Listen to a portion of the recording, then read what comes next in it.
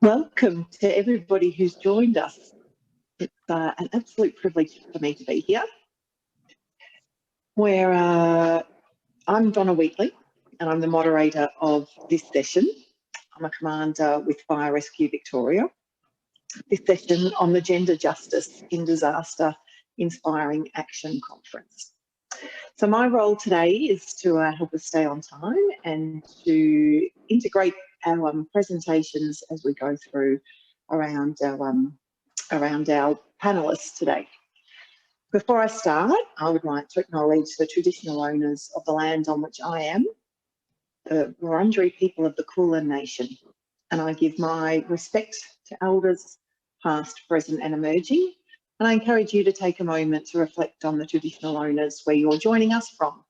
If you'd like to share that in the chat section, it's always interesting to see who we've got from which parts of the country and the globe.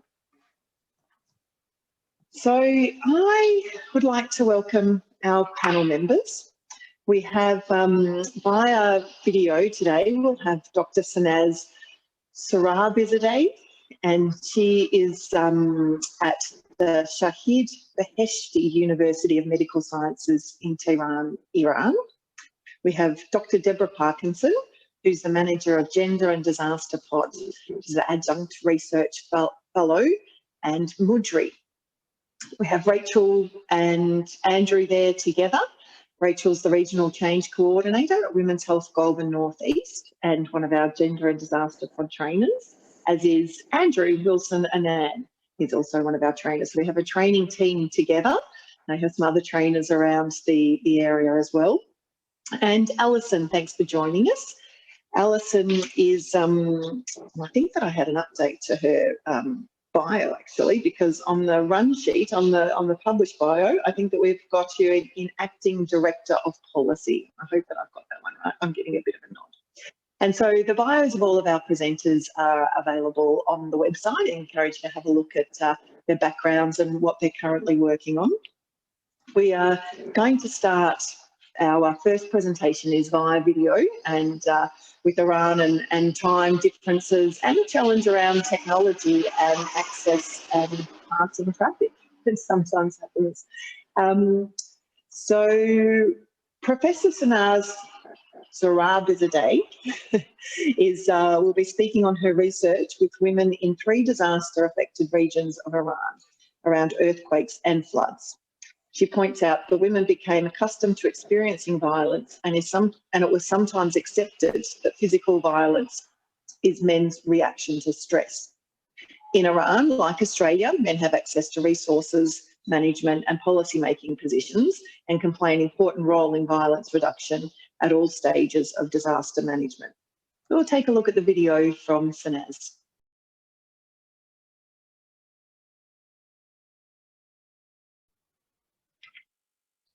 Hello all, I'm Dr. Sanaz Sohrabizadeh, the researcher and faculty member at Shahid Beheshti University of Medical Sciences in Tehran, Iran. I would like to share you my research experiences about the violence against women in disasters in Iran. Several years ago, 3 provinces were disrupted by floods and earthquakes, which killed more than 350 people and injured about 3,000 citizens in these regions.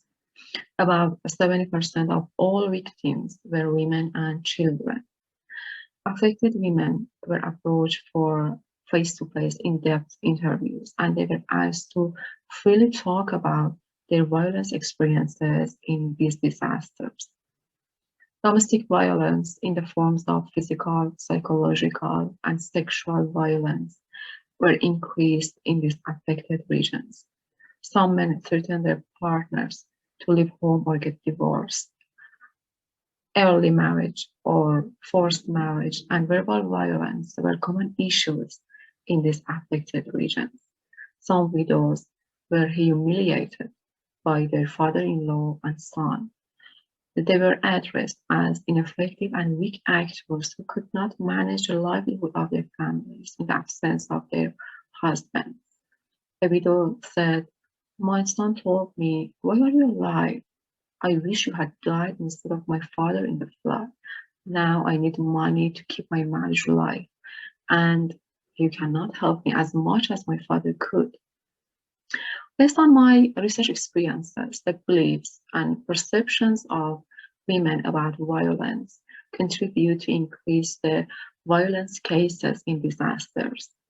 Women became accustomed to experiencing violated behaviors within community and the whole community.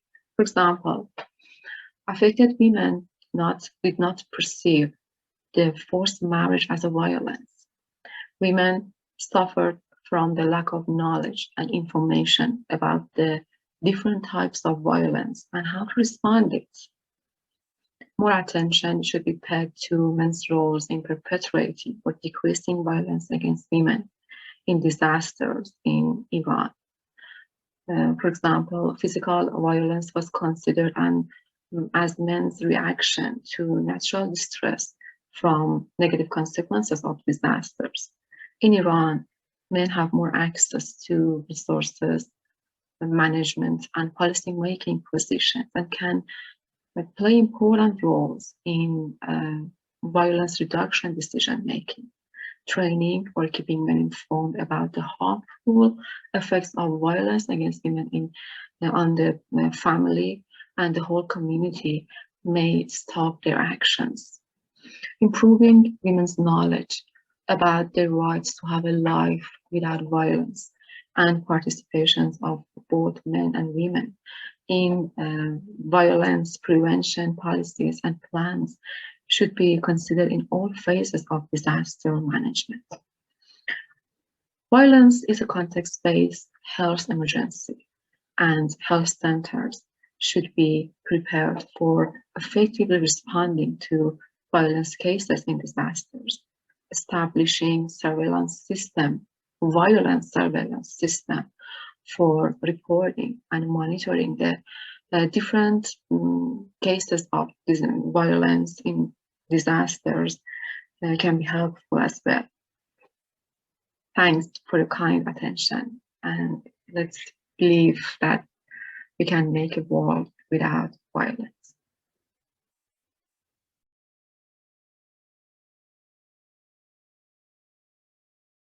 Thank you so much to Sanaz. Debra and I had the opportunity to have a conversation leading up to the conference, and her insight was really personal and very courageous for her to share, and certainly aligned to some of the things that we're seeing here in Australia as well. So these are global issues that we see play out.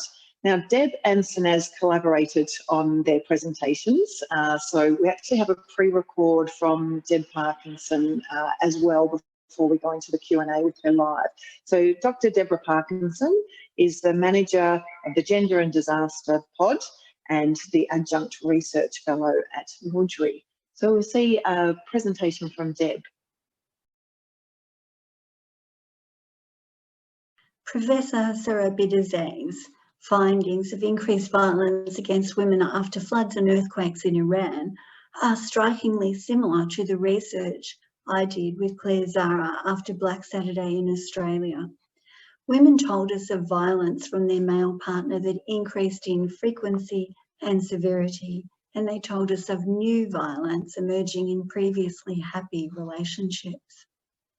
Domestic violence, DV, is a documented characteristic of post-disaster recovery the world over.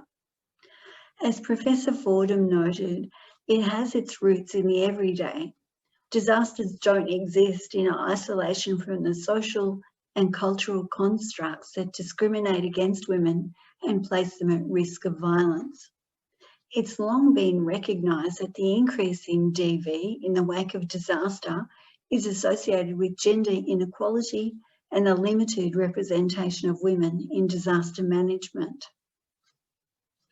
Response to DV after disaster seems to depend on how well it was addressed before, whether disaster planning and recovery was set up to recognise and address it, how intelligently and authentically it was structured, and how embedded and ongoing the funding to respond to it and to prevent it. at worker level too, how individual service providers perceived DV before the event predicted their recognition and response to it after Black Saturday. Pre-existing condoning of men's violence against women sets the scene for what follows. In countries as diverse as Iran, Pakistan, Japan, Australia, although pre-disaster recorded levels of DV may differ, there are commonalities of victim blaming and excusing men's violence. Cultural acceptance of DV condemns women. A rare 2010 study in Bangladesh found that over 86% of mothers had been abused by their husbands during a flood disaster. The Pakistani researcher Falakshad Memon interviewed women in the flood-prone area of Sindh in 2020 and writes, "What came out as an astonishing surprise was the majority of women's acceptance of this type of violence as tokens of male superiority and their own helplessness. One respondent said, 'I have nowhere to go. Besides, if he will not take out his frustration on me, then on whom? I am his wife. I have to bear it.' In our research, we found that women's sacrifice is expected. A worker told us, 'Not saying anything about DV is not the thing to do, but maybe people understood why it was happening, and maybe that's why they didn't do anything.' And women's sacrifice is often given by women themselves. Another worker told us, the women would say, 'He's just fire affected, it'll stop. We'll get the grant and he'll be okay.' Another said, women would say, 'Others are worse off than me,' but they'd lost everything and they were still experiencing family violence. Madeline told us directly, after the fires, he was just taking it out on the person that he could. And I was a strong one, and I kept thinking, better me than the kids.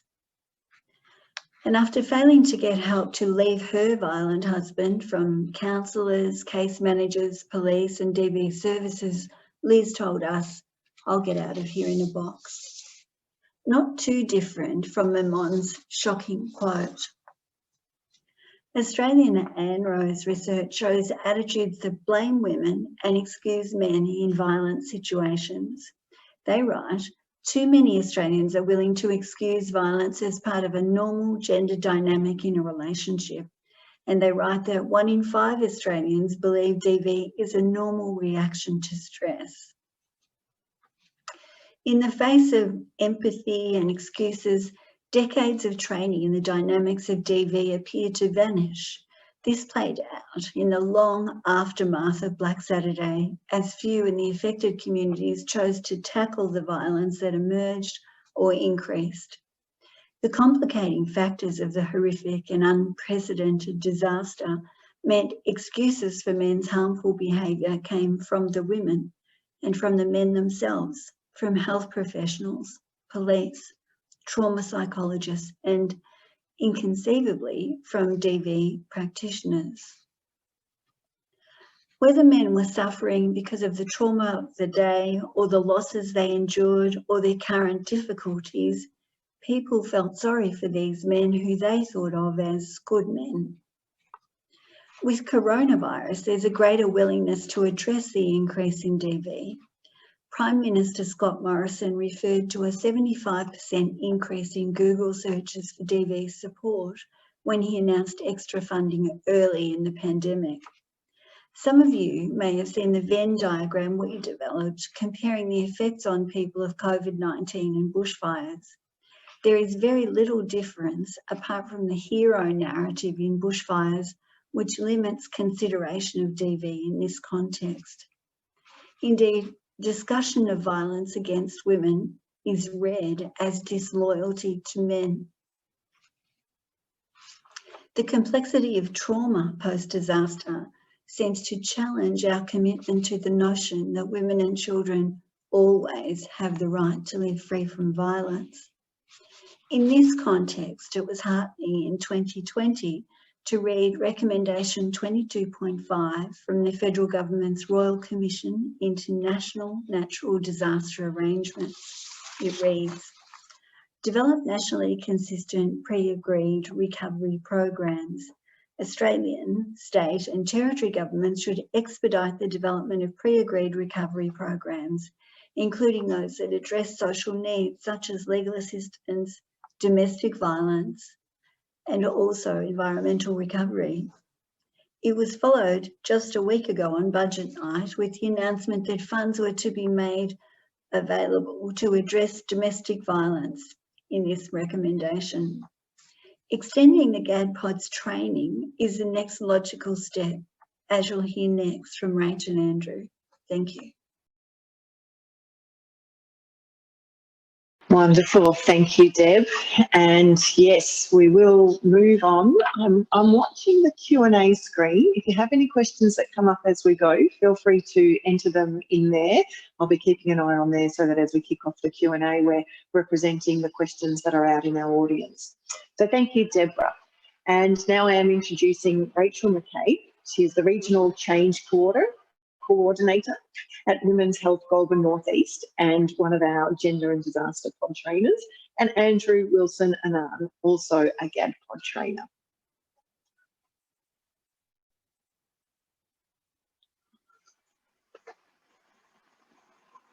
I'm throwing to Rachael and Andrew. I'm watching their mic. Here we go. Hi everyone, thanks Donna. Thanks for that introduction. So I'm just going to talk briefly about a bit of the history of the training, and then I'm going to throw to Andrew. It's been about 10 years since our first training session up in the Hume region, where we really engaged with emergency services around family violence after disaster. And underlying that session was really putting a gender lens on how workers prepare, how they respond, and how communities recover. And at the time, you know, no one wanted to hear it. It was a very difficult space to be working in, and people were happy to acknowledge it, but didn't really want to hear women's voices at that time. They didn't want to acknowledge that this was an issue that they could even have an impact on or prevent in any way. And over those years, I guess, you know, it's been 10 years now, we have seen some significant changes. We've seen the media highlight the fact that, you know, Deb and Claire's research was spot on in the sense of domestic and family violence does increase after disasters, and acknowledging that often in those abusive situations and with those abusive, usually men, that it's often been pre-existing that disaster. It just has exacerbated after it. So we incorporated the next research report, which was the men's research, into our training, and that allowed us to continue to put that gendered lens on how workers in those spaces can prepare, how they can prevent, and how we can actually change policy. So we did have the Royal Commission, we had the DHHS at the time came out with a framework for workers responding to domestic and family violence. So we had some acknowledgement of those findings. We also had the launch of the National Gender and Emergency Management Guidelines, which gave workers in that sense a real practical way of implementing that gender lens in their spaces. I still think, though, that there is still that notion, and that's what Dr. Sanaz and Deb talked to around the hidden disaster, and it still remains hidden in the sense that even after the Black Summer bushfires and COVID, we're still not on the ground able to make sure that there's changes. And we're hearing in those zones that there's relationships where there's been abuse and and violence, and in those relationships that have been going for 30 years. And what's happening is that those behaviours are coming to the surface, and recovery workers aren't necessarily able to respond in a way that uncovers it and makes sure that and centres women and children's safety. So I guess what I'm saying is, you know, we got initial pushback. We've now got a society that acknowledges we have a massive problem. We've got key people in the space that are able to make changes so that on the ground we can really see some progress. So on that note, I will hand over to Andrew. Thank you, Rachel. Hello, everybody. I just wanted to share some of the insights from the training and give you some more information about the composition of the training. The training itself faces a number of challenges, but the opportunities from the training greatly outweigh these. The training focuses foremost on identifying and exposing those cultural norms in community. It raises awareness for the behaviours that we've seen and how people can read those signals, and then provide tools to the community to manage through these situations. We depend a lot and refer to a lot of lived experiences through the training, and we allow others the opportunity to walk in the shoes of others and understand different perspectives of the needs and the behaviours that people are exhibiting versus what they may be feeling and experiencing during that time, almost to try and help them live an experience that they've not yet lived themselves, and to provide some prerequisite tools to help them adapt to that changing situation should it occur to them. What's quite surprising is, even in our most recent work, the levels of awareness for that increase in incidence and severity of domestic violence during and after natural disasters is still emerging, it's still growing, and also highlighting to the community the nature and the various forms that that violence can take, and helping people read the signals, and then going on to providing tools by way of either bystander training or reading the signals to be able to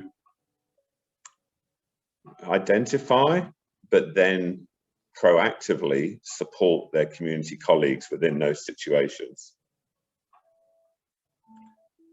We've got a long way to go, but what we have to do is, rather than think of this as one big, massive problem, we have to help the community raise awareness for, identify, and then chunk it down to give them individual things that they can do.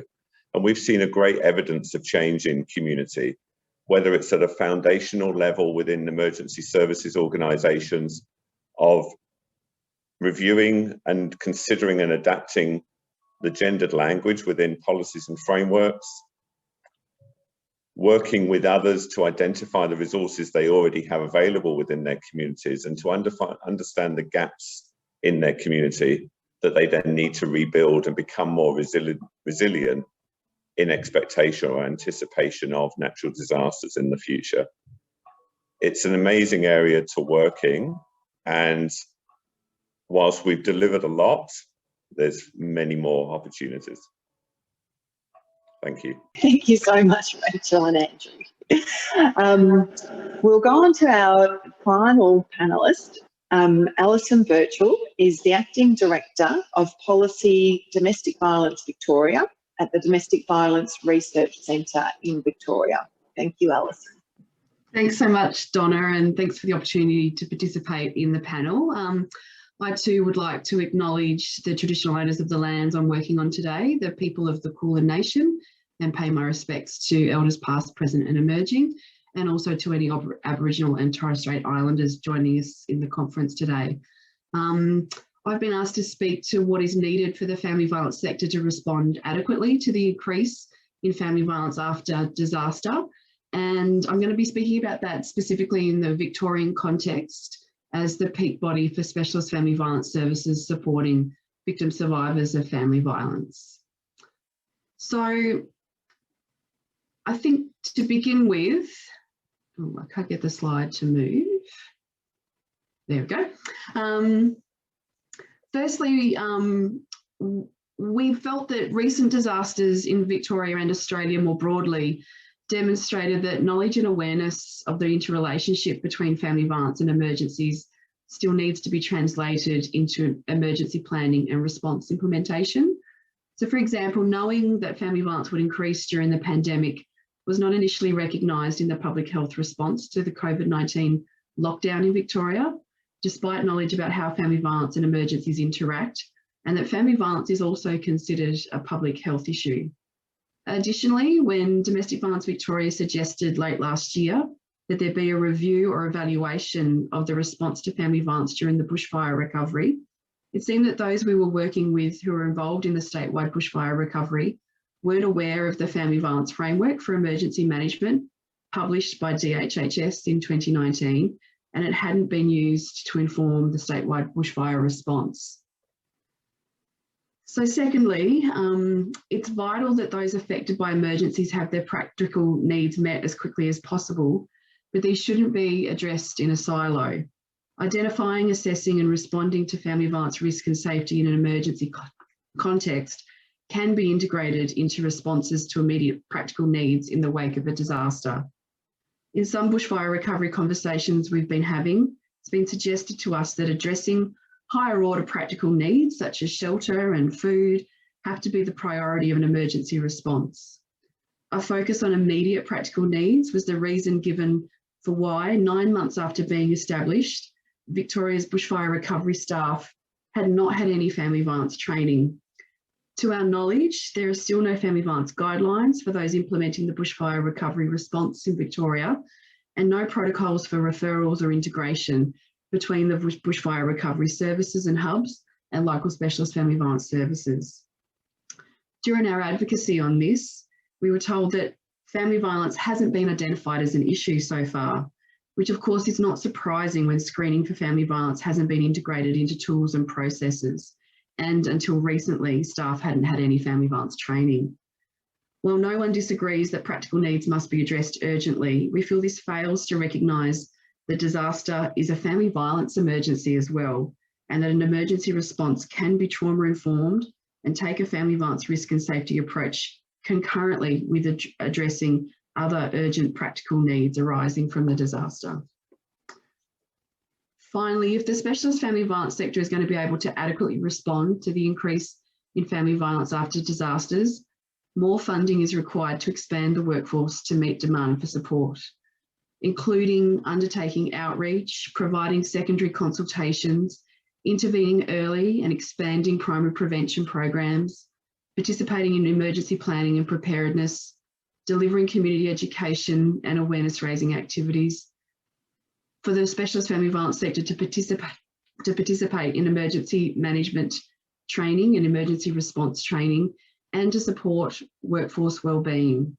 This also applies to increase funding to expand the workforce for specialist family violence services responding to particularly discriminated against groups experiencing family violence in disaster.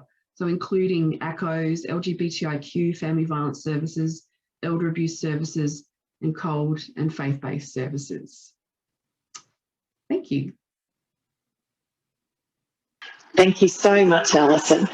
Everybody has brought really interesting points from their particular angle. I've certainly got a few questions bumping around my head, and I'm really happy to see some of our Q&A coming up there. Now you can upvote so that we can have a sense of how we spend our last few minutes. We're right on time, which I'm happy about. And you're hearing me but not seeing me.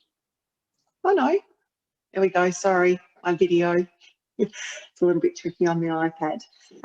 So one of the questions that had come to my mind when we were talking, I guess we're all liking to acknowledge the significant changes that have happened, and I think that it's important to celebrate wins and to give credit where it's due, while at the same time not losing the momentum of what still needs to be done. And I think that every time I see and hear from people who are at the forward part of the wave, being the early adopter, the resistance that comes from the majority. And I guess 10 years ago, when Claire and Deb started their research, you know, there was talk about nobody wanted to hear it. I can imagine that in Iran, when people are saying, let's listen to women, there's some resistance to that comes as well. We've seen how this research and this understanding applies across the fire, earthquake and flood area, and now we're seeing it in COVID. So it's applicable in different contexts of both natural and man-made disasters, and that it needs to be implemented more quickly and as a matter of course, and absolutely while acknowledging that material and you know, emergency response phases need to be enacted, that there can also be the parallel response about understanding those who are vulnerable in our community. So there still is resistance at that front wave, and I think when we had Nikki Vincent talking about the new gender equity legislation coming in the end of March, and that the public sector will be held accountable more to their policy holding that gender lens. And she said, you know, it's been a nice to have, but now it's a must have. And I think that everybody on this panel has seen how it's been a desperately needed to have part of the picture over the last more than 10 years, but, you know, very well established and validated over the last 10 years. So one of the questions that came up was about how the training, things have been upvoted. The next, the family violence, sorry, it was just about how that gender equity legislation fits in. So I'm not sure if anybody had a view on that. Alison, perhaps given that you're in the sector and around policy development, how those new expectations of the gender equity legislation will impact this sort of work, if that's something that you had reflection on. So the question was, how could this training feed into the new gender legislated requirements of emergency management organisations and other prescribed agency and departments? So Deb, you're probably the other person who might want to jump in there. I don't want to dictate Q&A. I invite all the panellists to share their perspective on the questions our audience are asking. Okay. Yeah, I think it could potentially be fantastic, because a lot of the emergency services are actually mandated to take part and need to respond to that. So the CFA, for example, has reached out for us for some consultancy to help them meet their legislative requirements. One thing I would say is I'm so glad to see this legislation embedded, because it seems that the emergency management sector has very short memories. We've had some fantastic initiatives. Andrew was one of the initial members of the GAD task force when we had Craig Lapsley, the then Emergency Management Commissioner, co-chairing it with Susie Reid. That just lasted the 3-year tenure and it wasn't renewed. Yet, you know, it was a fantastic initiative. Alison also mentioned the DHHS policy from 2016 that we got together. Steve O'Malley joined us from MFB at that time, now Fire Rescue Victoria. So we had to advocate really hard to get that updated to the 2019 edition now. The other great initiative was with Naomi Bailey when she was with 1-800-RESPECT. We developed an advertisement that went out on 57 ABC radio stations, and it was a video, and it was just saying, at times of disaster, domestic violence increases, you know, here's what you can do. And I don't understand how those initiatives have been dropped. I think I'd just add, Donna, that I think at the moment, you know, for example, for that family violence in emergencies framework, it's actually a voluntary, the uptake of that framework is voluntary. And I think one of the advantages of the gender equity legislation will be people will be compelled to be looking for training. And I think there's a real opportunity to leverage the legislation to address some of the gaps that we've all identified and that Carla and Hayley also identified earlier in the keynote presentation, to So it gives the emergency management sector an opportunity to kind of tick a box and kind of very easily meet their obligations under gender equity regulations in terms of accessing training for their sector around gender and family violence. Yes, I guess that's going to be the benefit of this 10 years of rolling out the training, is that it's got quite a strong foundation now as the agencies start, you know, being prompted to ask questions that we might have expected them to be asking sooner than now. But Deb, I have to agree, and you know, although I'm employed as a commander at Fire Rescue Victoria, you know, I'm here on my own day speaking my own opinion, but I would that crisis, you know, what's the latest crisis is what we're reacting to. So it's reaction, much less strategic thinking. Yeah, the latest shiny thing is what gets all of the attention. And I've watched that for 20 years at MFB, where, you know, we have the occasional fanfare because somebody raised it as an issue, and unfortunately it can seem a bit like the tick the box exercise rather than the start of the long boots on the ground work that people like Rachael and Andrew have been doing for 10 years. And I know Steve O'Malley's been delivering the training a lot over those years and was working with me at MFB when we were trying to get the pilot programs run out across the emergency management sector, where we did have great participation from SES, CFA, EMV and MFB. And it was unanimous support and applause for the training. And then we couldn't quite get the traction about, so great, let's roll it out to all the firefighters then. So that's sort of from the initial reaction, something new, to embedding something with the long-term effort. So it will be good that there is a solid place that those agencies can turn to for the support that they'll be looking for to get up to speed over the interim that they've got to start improving, and they definitely need to improve. And so one of the questions here, this is a very powerful position. I like to check my privilege of positions and qualities that I have. I get to see the questions, and I'm really interested in the question about Andrew as the only male on the panel. What made you step into this work, and how do we get more men involved? That is a constant question for me. You know, I'm always trying to sort of say, I can be the person who has the outburst in the room and there's 20 men and 1 woman, but a man sort of has to back me up if I'm in that minority. So would you be willing to respond to that question? Sure. It's a really unfortunate and topical area. I started because I had the privilege to serve as a Wood End CFA member in Black Saturday in Kinglake on that Saturday night. And unfortunately, during that service, I saw a lot of behaviours that I didn't expect.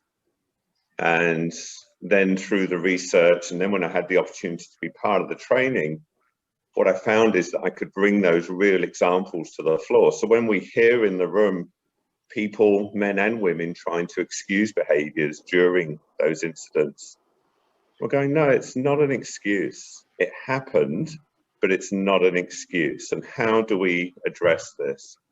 And I remember when we started doing the training, and Rachael used to say to me, I need you there. They're not listening to me. It's not cutting through. And I didn't feel good about that, because it shouldn't be that position. A woman's voice should be enough, given the seriousness and the quality of the material that's being presented. Any person should be respected and heard and listened to.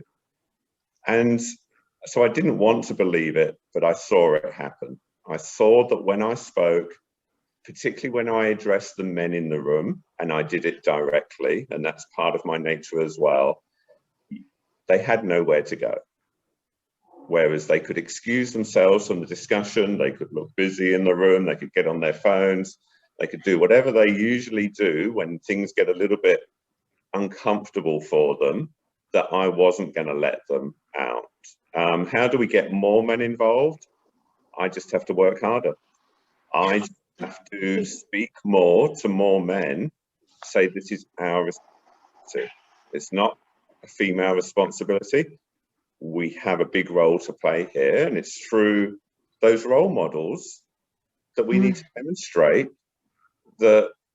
I mean, I speak on behalf of, you know, a cohort of the population that is concerned about this. And if you're concerned, you can either acknowledge that concern or you can act, and I choose to act. Beautiful, and thank you. I've known of your work for a long time, and a lot of the trainers in the GADPOD and the ongoing tenacity that people like Debra have had to have over many years, and I know that's par for the course in this sector, but I definitely acknowledge that as well, the long, hard work that everybody who's sharing with us today has put in over their careers. And I have that swing between, yes, it's a long, it's strategic, it's culture change, and then my impatience sometimes gets the better of me as well. Those things can exist almost at the same moment. So that's just a statement, not a question. So I'm looking time-wise, we've got 1 more minute, so I don't know. We'll throw open to one more question. How does the training delivered to adults filter down to influence children, either in the family or education setting? Could one of the trainers or Deb speak to that a little? Yeah, I think, like you just talked about, Donna, it is about culture change, and the training from the get-go, so it's actually over 10 years now, is really hitting people in the heart and getting them in the head. And I know I say that a lot, and I think that it really gets people to reflect on and put their gender lens on whatever role they have in the emergency space. And you cannot do the training without it actually impacting in the family and actually starting to think about your role in that family. What messages are you sending to children? What messages are we actually sending to children and young people in the emergency space? Because I know with Deb and Claire's research, we heard about that role modelling of men being the tough protectors of everything, and those young teenage boys seeing that, and that was a really bad thing in a way, because they saw that that's what I have to aspire to, that's what I have to attain. So in challenging that, in challenging those people in the room's notion of what it is to be a man and what it is to be a woman in that space, we really can have an impact on young children, on teenagers who are so influenced by our behaviours, in organisations. They're our new next workforce coming into the space. So they're coming in with this knowledge. I was talking to, I think it's Shona Witten from Red Cross last week, and it's like, this is the next generation, that they're coming in, we're already with that gender lens on. So it's really exciting. It's exciting to be involved. It's exciting that we've got the Gender Equality Act, which we're already doing gender impact assessments with local governments in this space. This is the GADPOD work. So it's exciting, and it does filter down, I have no doubt. Wonderful. Well, here is to more support, resources and encouragement for services like DVRC and the GADPOD to be empowered and materially resourced, so that we can continue to roll that out and have that long-lasting impact on what the future is going to be. These sessions always just leave me wanting to stay for another hour to keep talking. So it stimulates for all the viewers out there, I'm sure it stimulated many questions. There's lots of places that you can go to get further information on it. There's a whole heap of resources that I check back to on the GADPOD from time to time when I need to refresh some great videos. So there's training out there, those little pieces of education that we can absorb in order for us to be those role models in the community, influence the next generation, our peers and the people that we work with and for. So thank you so much to all the panellists, to Dr. Sanaz, who's not with us at the moment, but I'm sure she can feel it from my heart. Debra, thank you so much. Alison, Rachael and Andrew, it's been a really stimulating conversation. It's left me wanting to know more and feeling that little bit of recharge into my batteries as well. We do ask you to do the quick on-screen poll at the end, just so that we can get some immediate feedback about how we're going, because we always like to improve, and we love to know when we're doing a good job or how we could do better. Thank you so much to everybody. Be well.